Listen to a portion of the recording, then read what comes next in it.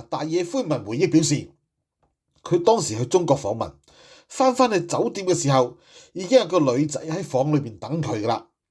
而且嗰個長相非常似佢當時好中意一個女演員，而且日語亦都好流利，人哋調查晒你嘅底，起晒你嘅底，知道你中意啲乜嘢，佢係對症下藥嘅。好啦，咁主持人好驚訝咁問，中共已經將佢嘅喜好背景全部調查得清清楚楚啦，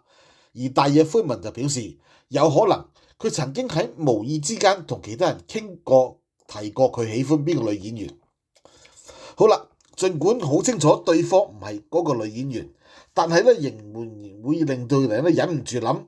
分分鐘係咪真係本人啊咁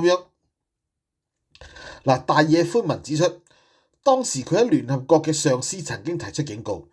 只要食咗中共提供嘅甜品，下場幾乎係要一世為中共做奴隸。記住，一世要為中共做奴隸。所以佢聽咗之後感到好害怕，必須強忍一時嘅衝動，